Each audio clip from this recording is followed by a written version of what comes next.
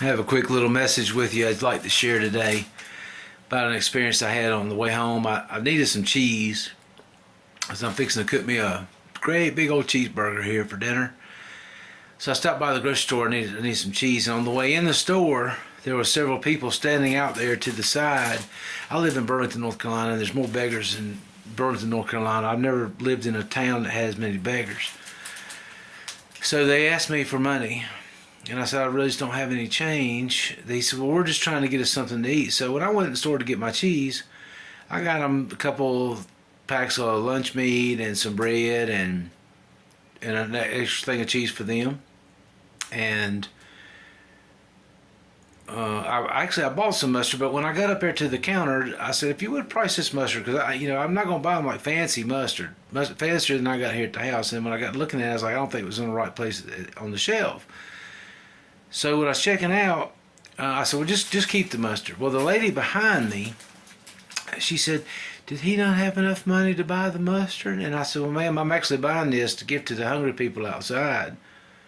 So if you want to buy them the mustard, then that's fine. Well, she wouldn't buy them the mustard. She'll buy the man in the shirt and the sport coat the mustard, but not the homeless people outside. So I went outside, and that's her decision. I'm just saying, like, let's think about what we're saying here and what we're doing.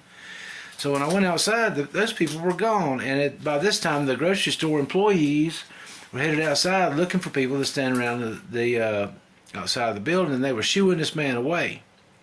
There was another man standing there, and he was actually trying to, I think, selling some box of air purifier, a coffee machine or something. And he's like, and I said, wait a minute, I want to talk to you a minute. I said, are you hungry? He said, yeah, I am. He said, but, do you want a coffee? I said, I don't need no coffee maker. I don't need none of that. I said, I bought this food for the other people that was over there, but they're gone. This is not food I don't eat lunch meat. I'm trying to lose weight. That's not good for me. So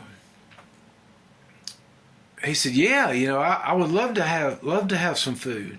He said, I said, well, good. He said, would you mind giving me a ride? And I said, can I trust you? He said, yeah, you can trust me. So we get in the car, and we're going. He told me the street he wanted. And when we got in the car, he said, are you married? I said, no, I used to be. He said, are you gay? I said, no. And I kind of had a feeling what he was, what was fixing to transpire, because this man was basically offering to prostitute himself to me for drugs, for drug money. I don't have drugs, but so we're riding down the road, and he said, I'm gonna be honest with you, sir. He said, I'm homeless because I'm a crackhead.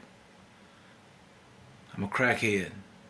And I said, well, a lot of people get caught up in that, and the best I can tell you is that you are gonna have to make a decision if you want that and nothing else, because you'll never have a home or a car or a wife or a girlfriend or relationships or any possessions as long as you have that in your life. You're going to have to get rid of that in your life, and it's all a decision. I said, you can make the decision to not say no, and in fact, they're going to give it to you for free to get you to keep coming back, and you have to learn how to say no. Maybe nobody's ever taken time with this man to talk with him and reason with him. So I drove him down to the house where he was going, and I gave him the groceries, and I gave him his things back, and I told him, I said, man, you are worth it. Make good decisions, because you'll never have both. He said, well, there's an old abandoned house down here, I'm going to sleep in the night. And I'm like, well, try to stay warm. It's going to get cold tonight here in North Carolina. And this video went a little bit longer than I really anticipated on it going, but my message is, look, people, life is hard, and some people don't have the best foundation. Be kind to them. There's no need to be mean to these people. You don't have to feed the guy wearing the nice clothes. Don't run the homeless people off. They need a friend too. If nobody's their friend, why should they change? Give them some hope. Give them some hope. And hungry people don't have much hope. Put something in their belly. Even if it's a bologna sandwich with cheese, you like put it in their belly. Buy them something to eat. Because if I don't know anything else, I know this one thing. When we help others, we help ourselves. And somebody is watching. Love your neighbor. Love your neighbor. A lot of people have trouble loving their neighbor because they really don't love themselves. Start recognizing different ways that we love ourselves. We love ourselves by loving others. We love ourselves when we take care of ourselves and those around us. When we make good decisions, that's loving yourself. So that's my message for you today. It's Sunday. It's still early here in North Carolina. It is about 6:45.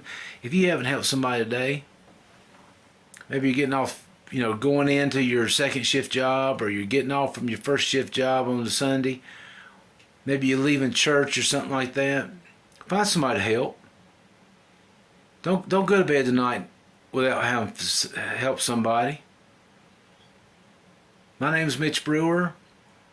Some people call me the insurance man. Some people call me brother.